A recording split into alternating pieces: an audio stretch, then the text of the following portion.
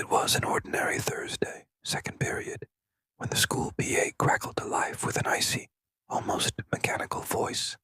Lockdown, locks, lights out.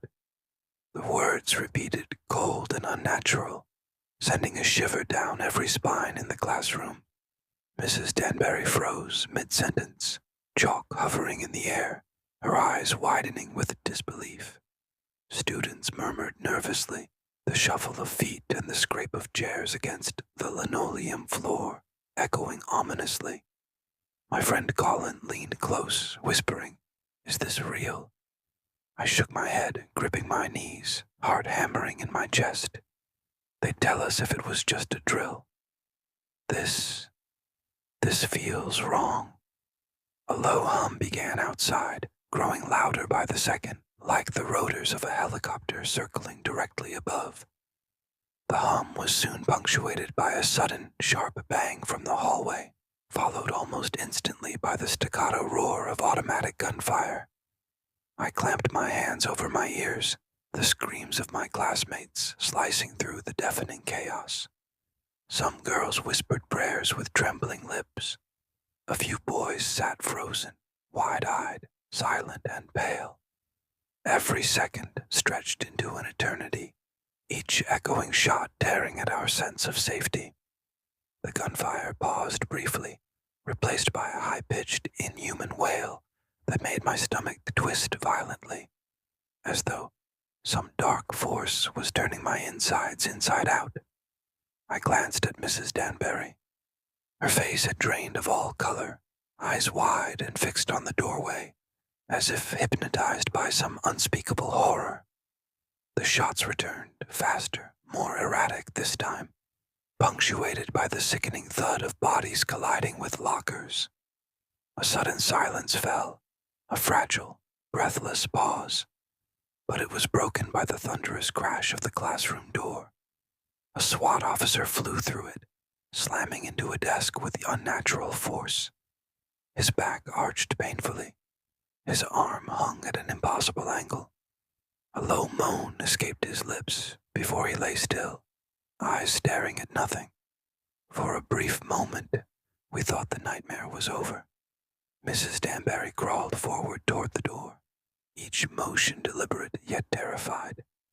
My instincts screamed for me to stop her, but fear had cemented me to the floor. She peered around the doorway, and what she saw froze her in place. A monstrous arm, clawed and twisted, descended from above and wrapped around her neck. Her scream was cut short as she was dragged violently out of sight. Moments later she reappeared, staggering back into the doorway, blood pouring from deep gashes across her torso, her arms torn away. Her face was dazed, half horrified, half determined, as she attempted to flee the nightmare unfolding in the hall. Then it appeared. The creature was a grotesque fusion of scorched fur, sinew, and limbs, bent in unnatural ways, like a bear and a baboon stitched together in a nightmare. Its eyes glowed with an intelligence that no wild animal should possess. It lunged at her with terrifying speed. The two collided, crashing through the shattered window, plummeting to the ground below. Silence fell like a suffocating blanket, broken only by the heavy, terrified breaths of the remaining students pressed against the wall. None dared move, each of us paralyzed by fear, the air thick with the metallic scent of blood and terror. Minutes passed, or perhaps hours. Time seemed meaningless. Then, distant gunfire signaled that help was finally approaching. Slowly, shakily, we crept from our hiding spots. The hallway was a scene from hell. Bodies scattered, lockers ripped from their hinges, blood pooling in dark, sticky puddles across the floor. A few brave classmates helped guide us toward the evacuation point, trembling, crying, some in silent shock. Police and emergency responders finally took over, securing the school and ushering us outside. Later, The news reported an escaped zoo bear, but we knew the truth. That was no ordinary animal. Its movements were intelligent, deliberate, almost calculating. Its strength, speed, and horrifying resilience were beyond nature itself. And the military research facility not far from our school. It explained too much. We had survived that day, barely, but the memory stayed with us. A silent, terrifying truth. Something unnatural had walked our halls, and it was still out there, waiting. Senior year was supposed to be easy. Spring sunlight filtered through the classroom windows, warm and lazy, and for most of the day, everything seemed normal. But that Tuesday, something was off. Teachers moved oddly. Slow, deliberate motions, eyes glazed over, staring without focus. I shrugged it off at first, thinking maybe I was imagining it. The air smelled faintly metallic, almost sweet, like copper mixed with dust, and I realized even the usual hum of the fluorescent lights was different, lower, vibrating almost imperceptibly. At lunch, I went off campus with my friend Tom to grab a burger.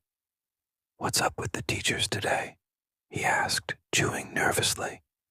I described what I'd seen. Miss Delia forgetting how to spell basic words. Mr. Liu pacing unnaturally slowly, an odd smell clinging beneath his cologne. Tom nodded, confirming he noticed it too. Even small things like Miss Delia's messy hair, smudged makeup, and a faint tremor in her hands hinted at a strange shift in behavior. It was subtle, but everyone who noticed it felt that chill running down their spine. We returned just in time for second period. Then the alarm sounded. Lockdown. At first, I thought it was a drill. Mrs. Santiago smiled, almost knowingly. "We're doing something different today," she said. Half the class would stay in the room, the other half would follow her elsewhere. Unease churned in my stomach. If there were a real threat, why split the class? The hallways seemed darker than usual, shadows stretching along the lockers like claws. I lined up with the others.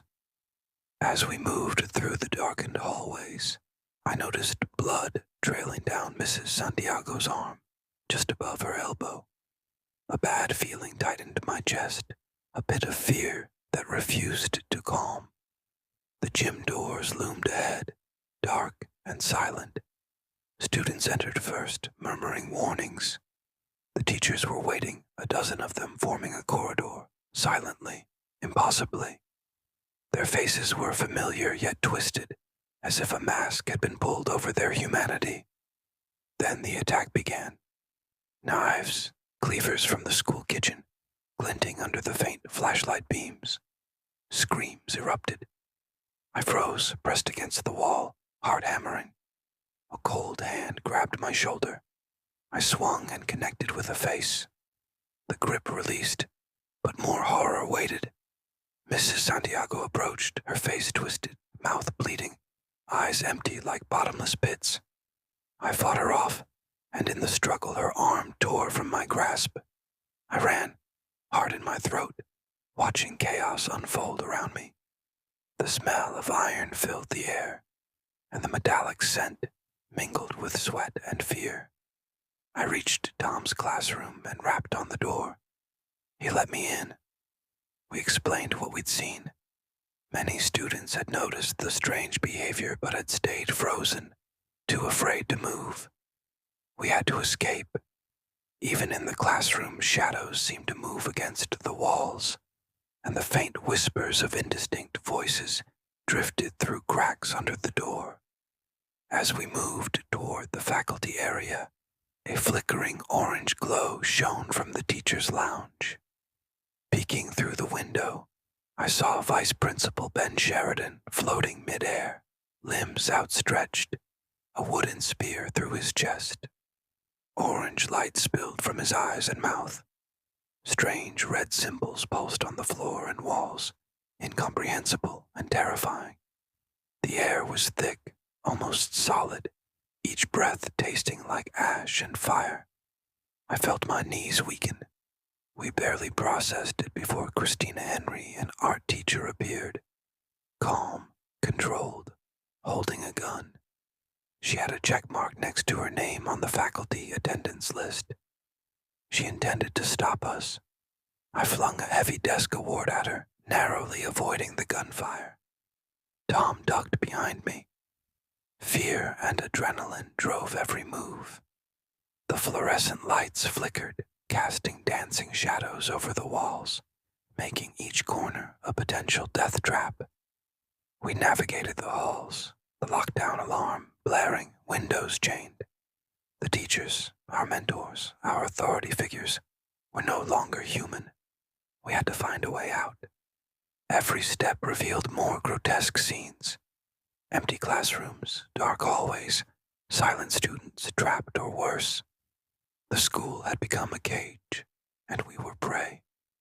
Doors that should have been unlocked refused to budge, and somewhere in the distance, a bell tolled slowly, echoing, though no one had rung it. It was as if the building itself was alive, conspiring against us.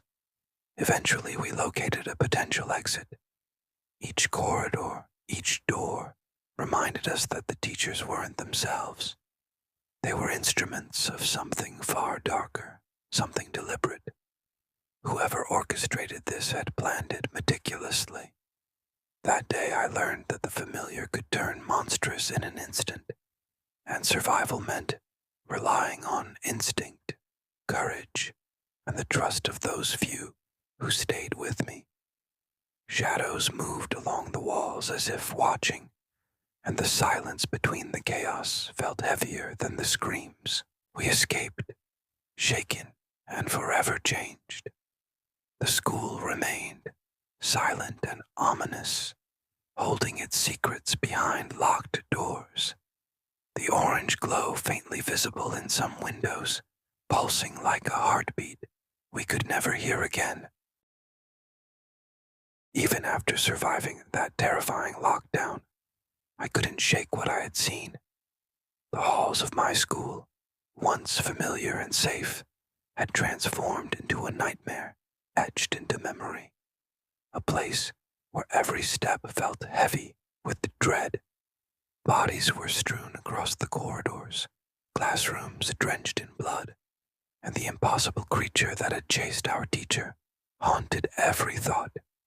News reports called it an escaped zoo bear, but I knew better.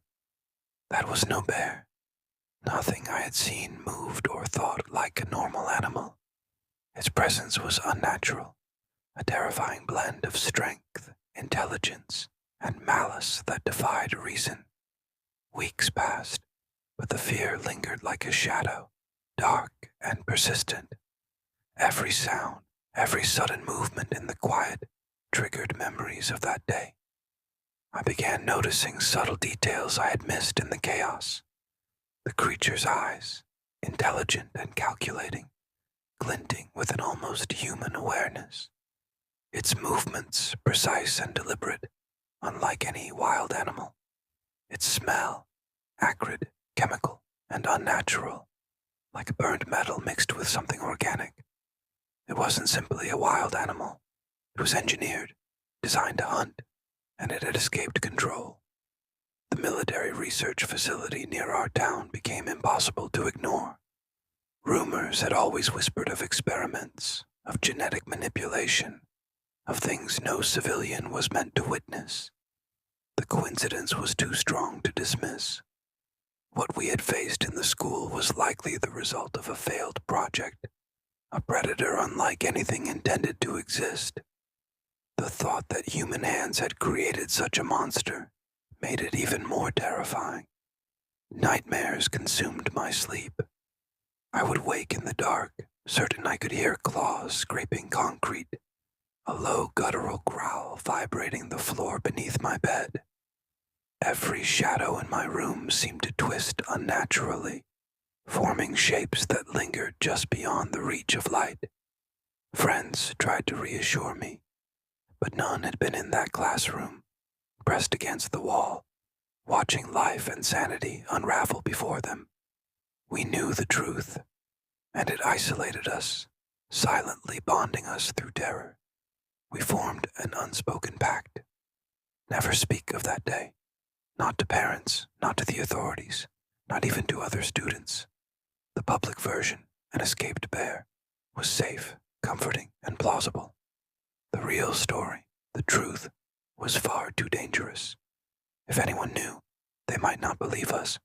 Or worse, the facility might intervene to hide the evidence, and we could vanish without a trace. That thought alone sent shivers down my spine. Still, life went on. We returned to classes, to hallways, to the routines of high school. But every PA announcement, every emergency drill, made our hearts hammer.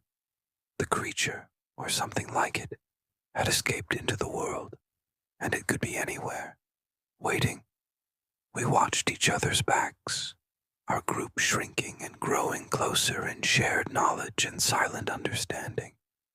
Every day carried a subtle tension, a quiet dread that the world outside our classrooms had changed irreversibly. Even today, years later, I can't walk past the research facility without a chill crawling up my spine. Every step toward it is a reminder that the events weren't random. The lockdown, the teachers, the impossible predator, they were all connected. Somewhere deep inside, I know we only survived because the creature had rules, limitations, and because we had the luck, courage, and instinct to exploit them. The memory of it, however, never fades. It lingers in the corners of my mind, in the whispers of the wind, in the quietest moments of solitude. The fear never fully leaves. It hides behind normalcy, lurking in empty classrooms, in shadowed corners of parking lots, in the quiet hum of a PA system. And we will always remember, those of us who lived, the night our school became a hunting ground. The predator we faced wasn't just an animal. It was a nightmare given flesh, a creation of human arrogance and unchecked ambition. And that nightmare will never forget us, just as we will never forget it.